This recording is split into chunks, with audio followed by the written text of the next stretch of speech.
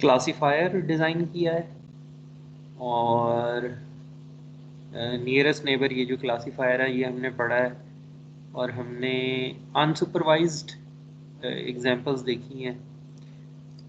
मसलन कहने का मतलब ये है कि आपको जो डेटा दिया गया था ना अभी तक, वो let's say this is your data x, ये एक इमेज है, ये अगला इमेज है, ये अगला इमेज है। So you have like divided into classes, ये क्लास 1 को बिलोंग करता है, ये 0 को बनता है, ये 2 को करता है, ये दोबारा क्लास 1 को बिलोंग करता है।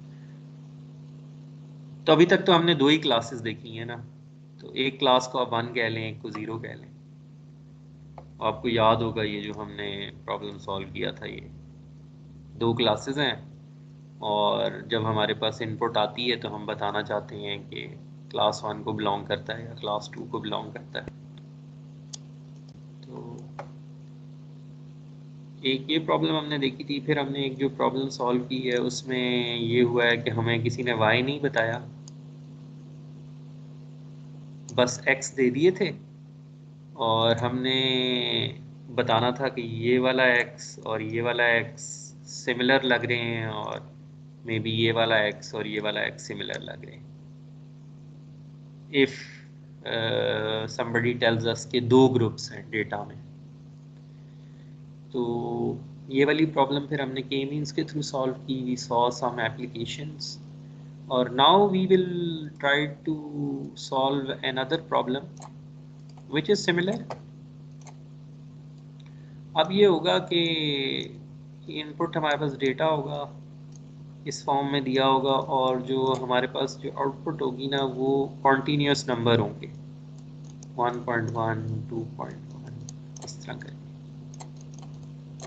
तो later down the course you will see कि ये इन सारी प्रॉब्लम्स में जो फंडामेंटल क्वेश्चन हमने रेज किए थे ना वो कॉमन है कि फीचर्स हैं, ये मतलब ये जो कॉलम्स हैं ना basically these are the features. हमने वो फीचर्स जो है वो ज़रूरत से ज़्यादा तो नहीं बना लिए, कोई मिस तो नहीं कर दिया, डेटा की तादाद सफिशेंट है कि नहीं है, मतलब रोज़ काफ़ी हैं।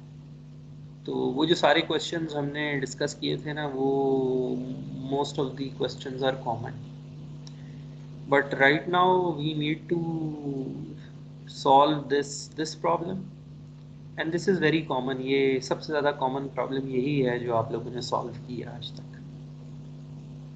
आपको डेटा दिया होता है और आपने ना, आपको कोई डेटा दिया होता है and you need to find a curve that passes through data points. ये आपने बहुत दफ़ा सॉल्व किए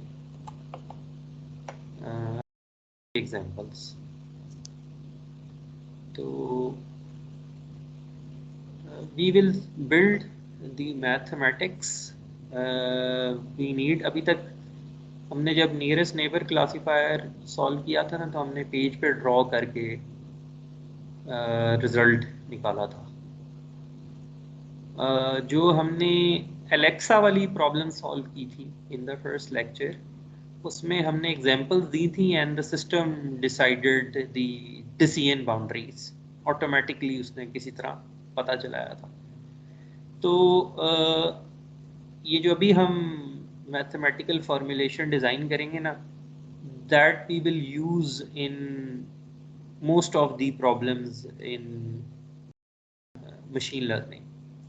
तो अभी ये the next couple of weeks we will build on our representation. So my advice is कि don't get bored with it, you will be using it in problems other than this problem। ठीक है, तो इसको हम regression कहते हैं, this problem जहाँ पे इनपुट कॉन्टीन्यूस होती है, इधर कोई भी वैल्यू हो सकती है पिक्सल की, 255 245, अगर इमेज की बात करें तो output is continuous as well. जो क्लासिफिकेशन होती है ना उसमें आउटपुट डिस्क्रीट होती है, 2 क्लासें हैं, 3 हैं, 4 हैं, 5 हैं।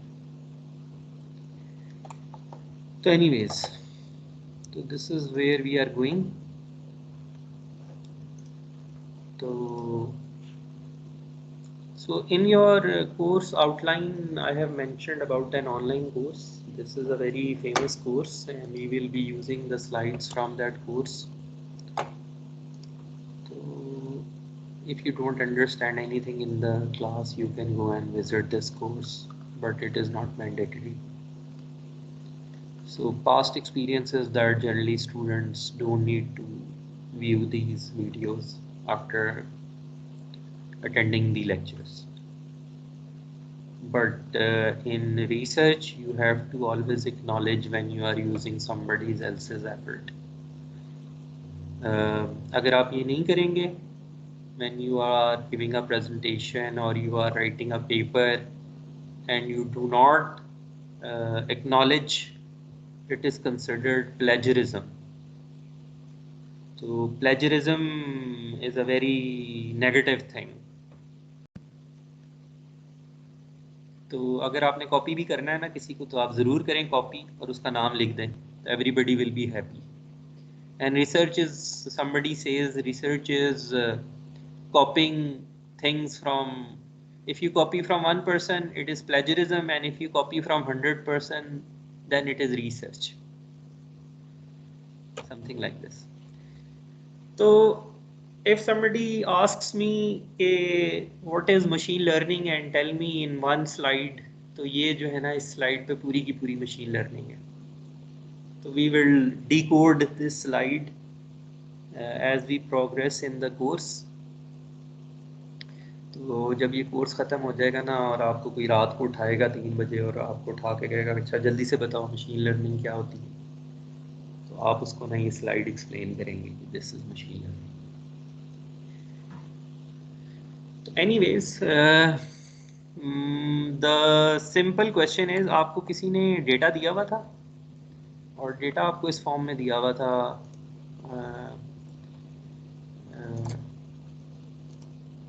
डेटा आपको इस फॉर्म में दिया हुआ था. X was the house size and Y was the house price. ठीक है, तो वो हमने प्लॉट कर लिया कि we want to find a relationship between house size and house price. तो in real estate this is very important these days कि आप ये करें कि आप पिछले 1 महीने में जितने भी ट्रांजैक्शंस हुई हैं, जितने भी घर बिके हैं, आपको ये पता चल जाए. तो इफ़ यू कैन, अभी अगर आपने वैसे ही ये काम करना हो तो आप कैसे करेंगे? You will go to a real estate agent and you will ask the person कि अच्छा मुझे बताएं कि मेरे घर का साइज़ ये है, तो मुझे बताएं कि what would be the price of that house. तो he will give you a guess, but we don't want to rely on any person. We want to figure this out from the data directly.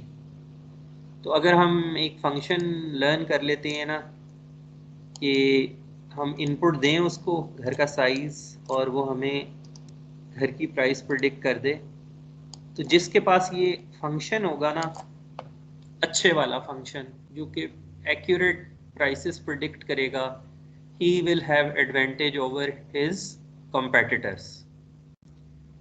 कि अगर for example आपके पास एक function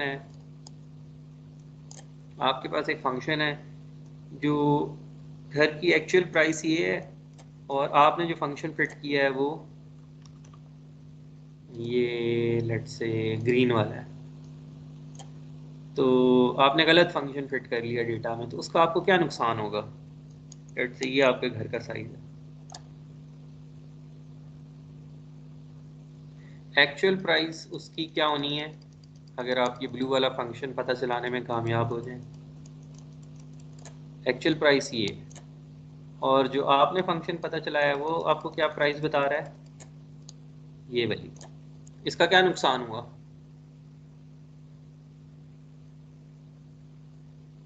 if you are selling your house, you will sell it for lesser amount. और अगर आपने green वाली की जगह ये रेड वाला फंक्शन फिट कर लिया होता, तो then what is the problem? आपको कोई बंदा घर बेचने आया है और उसने आपको साइज बताया है and you have used this red function, और अब आपका फंक्शन आपको रेड प्राइस बता रहा है। तो who has this blue curve, he is aware of the actual situation. He can, अगर फॉर एग्जांपल इसकी एक एग्जांपल ये हो सकती है कि हर महीने हम अपनी कर्व अपडेट करते हैं। पिछले महीने कर्व ये थी ब्लैक वाली, और लास्ट 1 मंथ में ये कर्व चेंज होके ये वाली बन गई है। तो should I sell my houses now or not?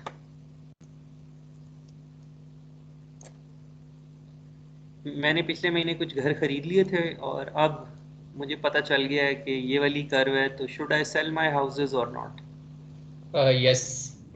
Yes sir. ठीक है, मुझे पता लग गया कि इनकी प्राइस बढ़ गई है, और अगर मेरी कर्व जो है वो ये वाली आ जाती है, तो then what should I do? I should buy, may be I should buy more houses, क्योंकि अब वो चीपर हो गए, बेचने का फायदा नहीं है अभी। तो in any business people are interested about finding this curve, कि अगर आपकी कर्व अच्छी है ना और अपडेटेड है, तो you will have advantage, you will be making informed decisions. ठीक है, तो इसके फाइनेंशियल बेनिफिट्स बहुत ज़्यादा हैं। If you go to websites like ज़मीन.com and other real estate websites, they only let you maybe post advertisement, but if we can use that data to get this curve out, then we have like the advantage, we know what is actually going on. So this good curve has lot of money associated with it. So this is the practical side, but right now we are not focused about houses and prices. अभी हम सिर्फ ये पता चलाना चाहते हैं कि इस प्रॉब्लम में इतना चैलेंज क्या है, मतलब अगर मेरे पास पॉइंट्स हैं तो उसमें मैं लाइन क्यों नहीं फिट कर सकता? What is the challenge, what is the catch? तो यहाँ पे ये जो रेड वाले पॉइंट्स हैं ना, ये आपको किसी ने दिए हुए थे, ब्लैक वाला पॉइंट नहीं दिया हुआ। तो ये जो रेड वाले पॉइंट्स हैं, इनको यूज़ करके आपने कोई कर्व फिट करनी है। It can be linear, it can be quadratic, it can be a higher order polynomial. Curve में जितनी ज़्यादा वेरिएशंस होंगी ना, इसका मतलब है it has a higher order term. तो just by looking at this data, can you tell me which is the best curve? Second number. So the thing is that most of us will agree that the second one looks the best curve.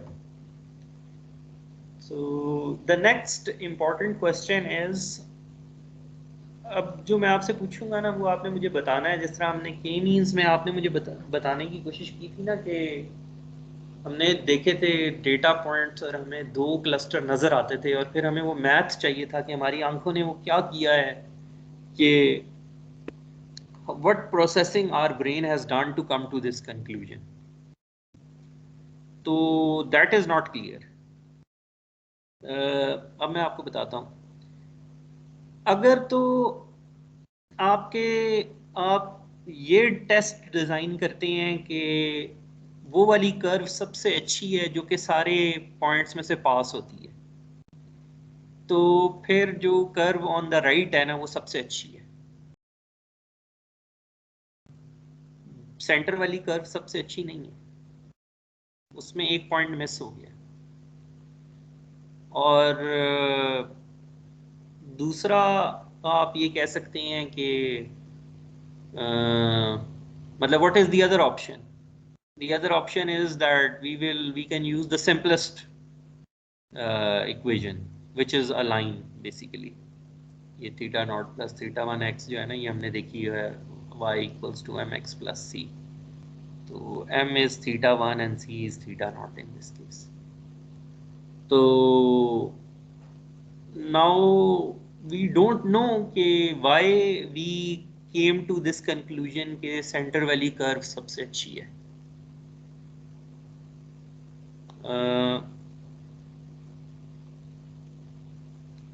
तो this is what we need to find out. अगर तो हमारी curve सारे points में से पास कर रही है तो ज़रूरी नहीं है वो अच्छी हो, और ये भी ज़रूरी नहीं है कि वो किसी भी पॉइंट में से पास ना करे तो वो अच्छी हो. तो व्हाट इज़ द टेस्ट? वो क्या मैट्रिक है, वो क्या टेस्ट है जो कर्व पास करेगी तो वो अच्छी होगी, ये हमने पता चलाना है.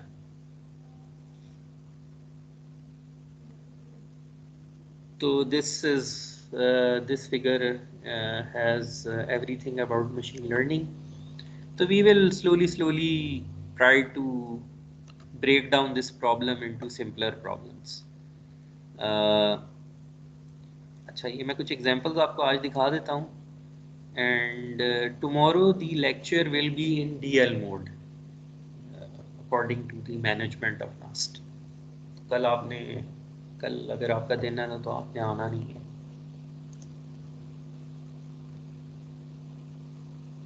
तो अब हम डेटा चेंज करते जाएंगे, लेकिन प्रॉब्लम जो है ना वो सिर्फ सेम रहेगी कि हमारे पास कुछ ट्रेनिंग डेटा होता है और टेस्ट टाइम पे जो हमारे पास घर आए, ज़रूरी नहीं है कि वो उसका साइज़ इनके बराबर हो. तो we need to fit a continuous function. अब यहाँ पे देखें ना, ये जो ब्लू वाला है घर, ये हमारे ट्रेनिंग डेटा में नहीं था. तो we need to fit a curve and then we can figure out the price of this house. So input is continuous, x-axis is continuous and y-axis is also continuous, which was not the case in classification. अच्छा, ये linear curve अच्छी है या quadratic curve अच्छी है या इससे higher order वाली कर्व अच्छी है, कैसे फैसला होगा? और फिर जब हम ये प्रॉब्लम सॉल्व करेंगे ना, तो हमें उन सवालों का भी जवाब चाहिए जो हमने पहले लिख के रखे हुए हैं बहुत सारे. So you will see that all the questions will be answered using this method. जब हमने डेटा चेंज कर दिया, let's say you want to start a counseling advisory service और आपने NUST से डेटा ले लिया है, people who have graduated, आपने उनके FSC के मार्क्स देखे और आपने उनका GPA देखा, और अब आप इसमें कोई कर्व फिट करेंगे और फिर एक कोई पर्सपेक्टिव स्टूडेंट आएगा, वो कहेगा कि अच्छा what is my expected GPA. तो again the same question is there कि अच्छी वाली कर्व कैसे पता चलेगी. ये एक सवाल है. दूसरा सवाल ये, आप ये कह सकते हैं कि सिर्फ एफएससी के मार्क्स या सिर्फ घर का साइज ही तो नहीं चाहिए होता ना घर की प्राइस बताने के लिए, उसमें और बहुत सारे फैक्टर्स होते हैं, like location, number of bedrooms, age of the house, facilities in the house, बिजली पानी गैस, ये सारी चीज़ें इंपॉर्टेंट होती हैं ना. तो कुछ चीज़ें शायद इंपॉर्टेंट ना हो. May be for example, I don't no, the kind of tube lights you have used in your house, maybe it's not of मतलब बहुत ज़्यादा इम्पोर्टेंट चीज़ नहीं है. तो फिर वही सवाल हमारा आ जाता है कि कौन से फीचर यूज़ करने हैं, कोई फीचर मिस तो नहीं हो गया. अच्छा, सिर्फ 6 examples are good enough to fit a curve और वी नीड मोर एग्जांपल्स. क्या हमारी कर्व गलत है या हमारे जो डेटा है वो कम है. वही जो सारे प्रॉब्लम्स हमने डिस्कस किए थे ना, they are also present in this problem.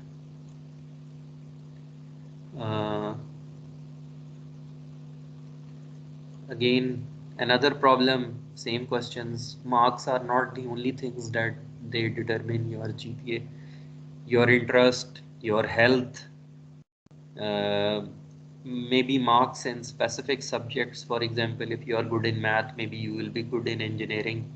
If you are not good in Islamiyat, maybe you might not be good in math, but you can be good in other मतलब कोई और. For example मैं Islamic law पढ़ना चाहता हूँ, मैं law पढ़ना चाहता हूँ, तो if I am good in इस्लामियात, may B I have a better understanding of Islamic laws. तो there are, so these are always these question कि अच्छा अच्छे वाले फीचर हैं कि नहीं है. अभी हमने प्रॉब्लम को ना बहुत सिंपल कर दिया है. अभी हमने प्रॉब्लम को ये किया है कि हम ये अज्यूम कर रहे हैं कि लेट्स से यही फीचर था और this feature is good enough. तो देन द क्वेश्चन अराइजेस कि अच्छा लीनियर कर्व अच्छी है, वो वाली कर्व अच्छी है जो सारे पॉइंट्स में से पास होती है. अगर वो अच्छी नहीं है तो फिर कौन सी कर्व अच्छी है. ये वाली प्रॉब्लम आप लोगों ने बहुत सॉल्व की है.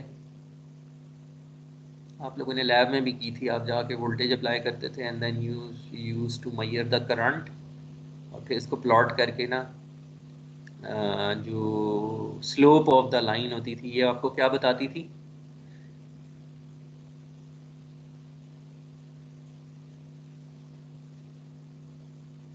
स्लोप क्या बताती थी आप लोगों को. The value of resistance. हाँ, तो this is Ohm's law. So basically Ohm's was also doing regression.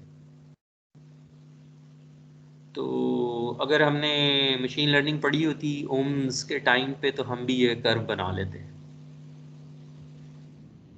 इस कर्व को फिट करने का फ़ायदा ये है कि अगर मेरे पास लैब में ख़ास वोल्टेज नहीं अवेलेबल तो I can use this function to predict कि क्या करंट होगा फॉर दैट गिवन वोल्टेज. तो building these models, fitting this curve is, it helps us to analyze better. तो मैं आपको एक बात याद दिलाता हूँ जो आप सबने किया होगा और आप मानेंगे नहीं. तो जब आपने लैब में एक्सपेरिमेंट की थी ना ओम्स लॉ वाली, ये रिजल्ट आया था आपके पास. आपने यूँ ग्राफ पेपर लिया और आप वोल्टेज अप्लाई करते थे और करंट मेजर करते थे. तो आपके पास रिजल्ट जो है ना कुछ इस तरह का, कुछ डेटा पॉइंट्स कुछ इस तरह के आते थे. ठीक है. और फिर आप क्या करते थे, आपको पता था, आपको ओम्स ने बताया हुआ था कि सारे पॉइंट्स एक लाइन पे होंगे. फिर आप जो है ना चुपके से इसको मिटाते थे और जो है ना जब सबमिट करनी होती थी ना लैब तो क्यों करते थे. बिल्कुल सर. ऐसे ही है बिल्कुल. ठीक है. तो उसमें ये था कि आप, जो एक्चुअल चैलेंज होता है वो ये होता है कि डेटा होता है नॉइज़ी. तो जब नॉइज़ी डेटा होता है ना, तो अगर तो डेटा नॉइज़ी नहीं होगा ना तो फिर तो मैं, अगर फॉर एग्जांपल मेरे पास डेटा नॉइज़ी नहीं है ना, इस तरह है, स्ट्रेट लाइन पे है, या स्ट्रेट लाइन नहीं है, चले हम मैं सेकंड ऑर्डर कोई कर्व कह रहा हूँ,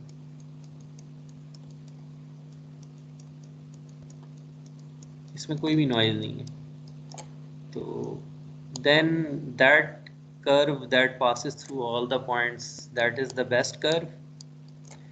But in actual practice data is noisy. तो ज़रूरी नहीं है कि जो कर्व तो सारे पॉइंट्स में से पास करे वो अच्छी हो. हमने अभी एक एग्जांपल देखी थी कि एक कर्व है जो कि सारे पॉइंट्स में से नहीं पास करी और तब भी आप कह रहे थे कि वो सबसे अच्छी.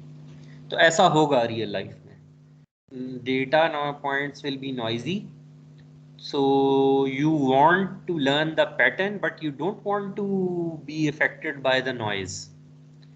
तो कॉलेज में तो ओम्स ने आपकी मदद कर दी थी ना, उसने पहले ही आपको मॉडल बता दिया था कि ये लीनियर होगा, तो वहाँ तो आप इफेक्ट नहीं होते थे नॉइज से। अब जब हम प्रॉब्लम्स सॉल्व करने जाएंगे, उसमें नॉइज होगी और जो कर्व सारे पॉइंट्स में से पास करती है ज़रूरी नहीं है वो अच्छी हो।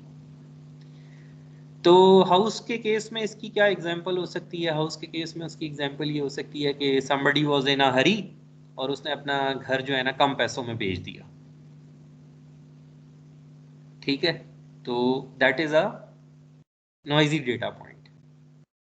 अब अगर वो हमारे डेटा में शामिल है और हम कर्व फिट कर रहे हैं, तो how much will it affect our curve? तो in reality you can not avoid noise. अच्छा, फिर this is a very famous problem, this is also related, ये हम क्रिकेट में यूज़ करते हैं कि कितने ओवर्स रह गए और कितने रन और बनने चाहिए। तो this is also a very controversial curve. I am personally not convinced the curve that which ICC uses is of it is a very good curve. It doesn't take into account lot of things. So curve fitting is everywhere. Sports, businesses, science. So we need to figure out how to fit curves in noisy data. ये हमारी problem है। अब हम आहिस्ता आहिस्ता ना इसको break down करेंगे। तो again let's say अगर हमें किसी ने ये आकर बता दिया था कि आपने ये जो डेटा है ना ये लीनियर ही है, द प्रोसेस इज लीनियर, तो फिर भी आपके पास मल्टीपल चॉइसेस हैं। 3 मैंने यहाँ पे ड्रॉ कर दी हैं, तो इन तीनों में से सबसे अच्छे वाली कौन सी है? Black one. मिड वाली सर। कौन सी वाली? ग्रीन वाली से। मिड, ग्रीन वाली। हाँ, ग्रीन वाली। तो हमने एग्री कर लिया है कि ग्रीन वाली सबसे अच्छी है और ये ग्रीन वाली किसी भी पॉइंट में से पास नहीं कर रही।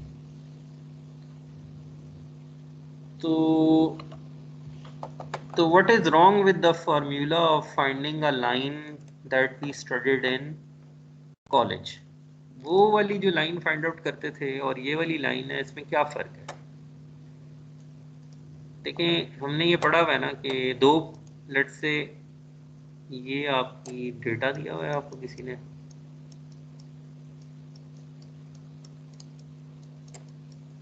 और आप अगर सबसे अच्छी वाली जो है ना, आप सबसे अच्छी वाली लाइन आप इसको कह रहे हैं which is not passing through all the points. अब अगर आई यूज़ माई कॉलेज इंफॉर्मेशन और माई अंडर ग्रेड इंफॉर्मेशन, तो मुझे पता है कि मैं कोई से भी 2 पॉइंट्स लूँ, मुझे 2 पॉइंट्स चाहिए होते हैं लाइन फिट करने के लिए, तो इन 2 रेड वाले पॉइंट्स को लूँगा तो ये वाली लाइन आ जाएगी, और अगर ग्रीन वाले पॉइंट्स लूँगा तो ये वाली लाइन आ जाएगी। तो वो जो मेथड था ना हमारे पास 2 पॉइंट से लाइन फाइंड आउट करने वाला, that is not acceptable any more, because that was only applicable when the data had no noise. ठीक है, तो वो जो इसकी इक्वेशन आपको याद है, ये क्या इक्वेशन होती थी ये 2 पॉइंट से लाइन बनाने वाली?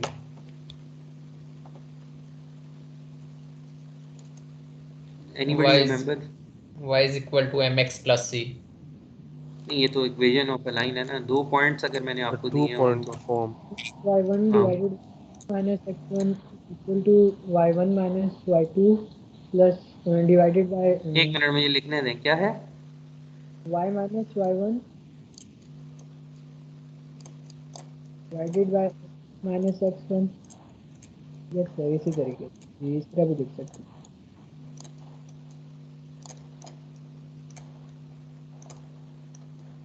तो इसमें x1 और y1 आप किसी ने बताए होते हैं, ये पहला पॉइंट के कोऑर्डिनेट्स हैं, और x2 और y2 बताया होता है, उसको आप यूज़ करते हैं and then you convert this thing into this form.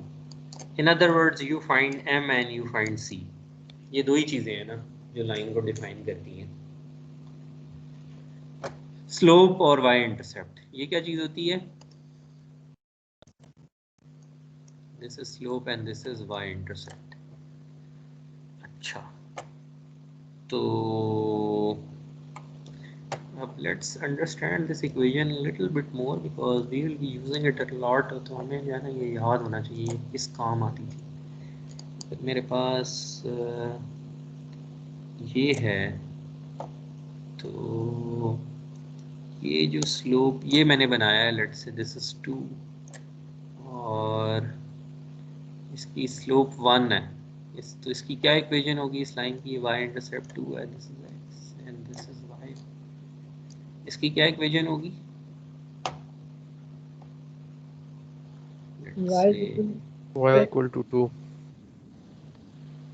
y equal to yeah. slope is 1, तो 1x plus x plus 2.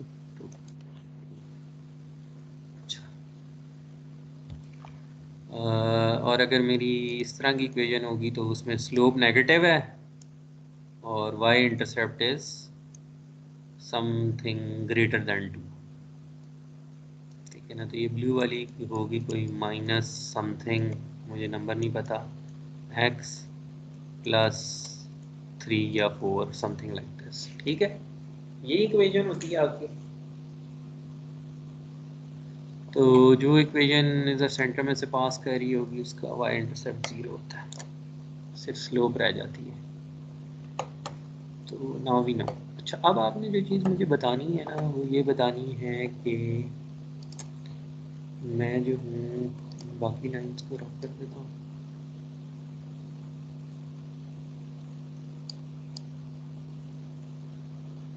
अच्छा, तो ये मुझे बताएं कि आपने मुझे वो पॉइंट्स बताने हैं जो कि इस इक्वेशन को सेटिस्फाई करते होंगे.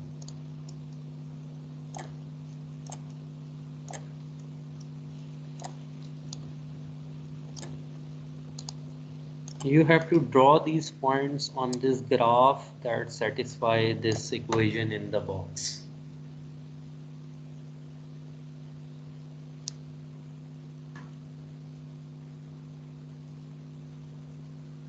सर ये जो फर्स्ट लाइन थी वो इसी इक्वेशन की लाइन है जो आपने बनाई है पहले.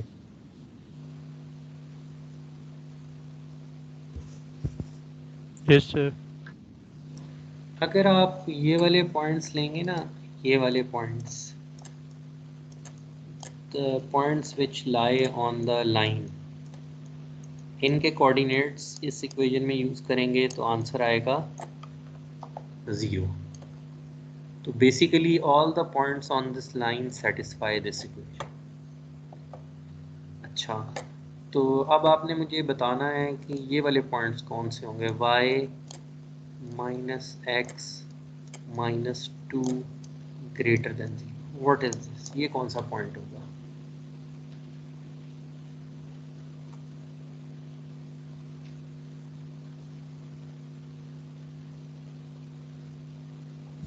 सर इसमें पूरा रीजन आ जाएगा जो इस लाइन से ऊपर लाया करेगा.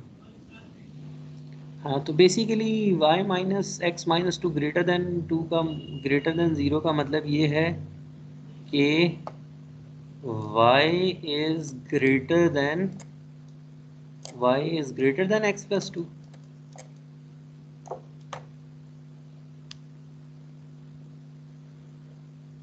यही है ना, इससे मैंने ये ड्राइव कर लिया, इसको दूसरी साइड पे ले गए. y is greater than x plus 2. तो ये मेरे पास एक पॉइंट है, इसके ऊपर ये वाला जो पॉइंट है ना, इसका x तो कॉमन है इन दोनों में, लेकिन इसका y बड़ा है x प्लस 2 से. ये वाला पॉइंट, ये वाला पॉइंट, ये वाला पॉइंट, ये वाला पॉइंट, ये सारे पॉइंट्स जो है ना, तो बेसिकली पूरा का पूरा रीजन जो है ना, जब तक ये लाइन रहेगी, जहाँ तक ये लाइन रहेगी, ये सारा रीजन जो है ना, तो फिर ये सारे पॉइंट्स होते हैं। तो y less than x plus 2 कौन से पॉइंट्स हैं?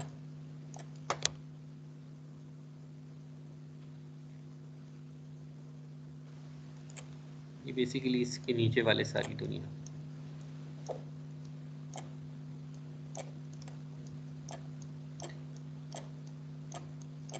जहाँ तक ये लाइन है इनफिनिट होती है लाइन तो ठीक है। तो so far so good। तो we were talking about decision boundaries when we were talking about nearest neighbor। ये हमने ना लाइनें बनाई थी अगर आपको याद हो। तो मैं सादा एग्जांपल दे देता हूँ आपको यहाँ।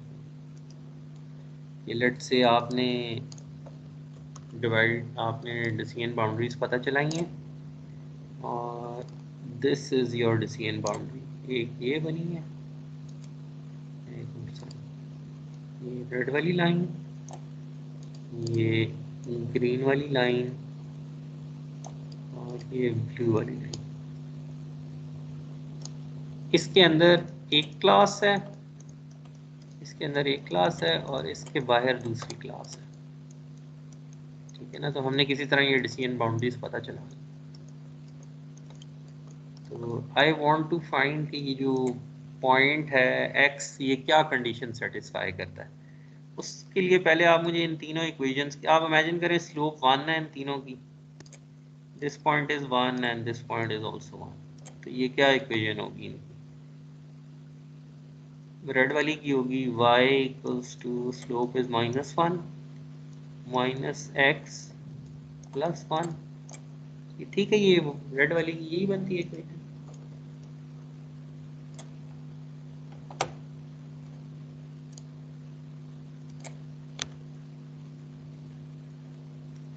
ये ठीक लिखा है मैंने या गलत लिखा है? सर ठीक है sir. I don't know, I am just writing, you have to correct me अगर कहीं गलती हो रही है। ये ब्लू वाली लाइन की क्या इक्वेशन है?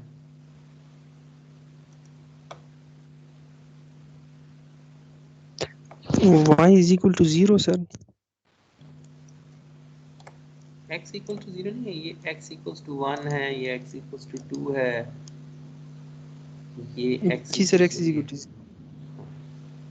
इस पूरी लाइन पे जो पॉइंट्स हैं ना उनका x कोऑर्डिनेट 0 है। तो ग्रीन वाली की फिर क्या इक्वेशन बनती है? y is equal to 0। y equals to 0। तो ये हमने बना ली, तीनों इक्वेशंस बना ली। 3 से ज़्यादा होती तो उनकी भी इक्वेशंस हम बना लेते। अब हमने पता चलाना है कि ये जो पॉइंट है ये क्या कंडीशन सेटिस्फाई करता है। ये पॉइंट रेड लाइन के नीचे है, ग्रीन से ऊपर है और ब्लू के राइट पे है। तो मैं ये कर सकता हूँ, यूँ मैं लिख सकता हूँ y plus x minus 1 less than 0 होगा इस पॉइंट का, और x ग्रेटर देन 0 होगा and y will be greater than 0। इनके बीच में ना मैंने एंड ऑपरेशन किया। जो पॉइंट इन तीनों कंडीशंस को सेटिस्फाई करेगा, यहाँ पे ना एंड है, एक ये एंड है और एक any point which satisfies these three conditions, it lies in this region, yeah, it belongs to class X। ठीक है, do you agree with this condition या we should change this condition?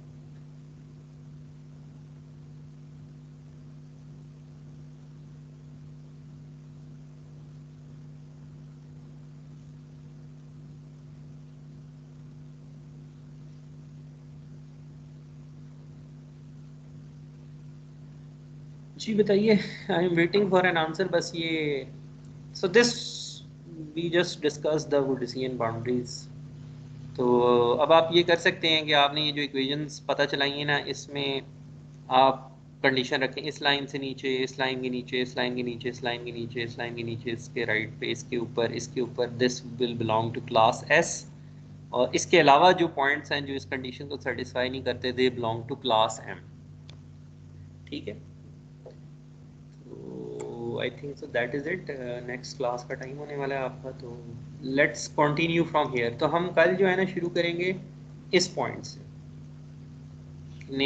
Noisy data points हैं और उसमें हमने linear curve भी fit करनी है। किसी ने आकर हमें बता दिया कि लीनियर ही, तो ऑटोमेटिकली कैसे करेंगे।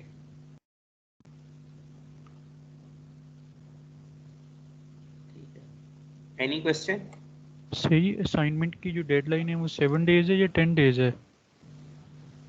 बस नेक्स्ट मंडे तक आप कर लीजिएगा। All right sir.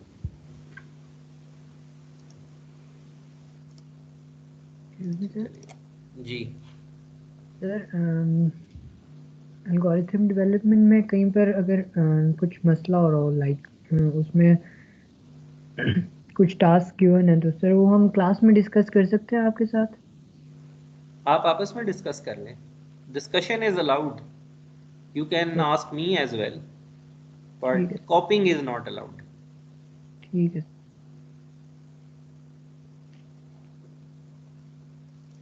चलिए ठीक है फिर, let's, so tomorrow's class is online.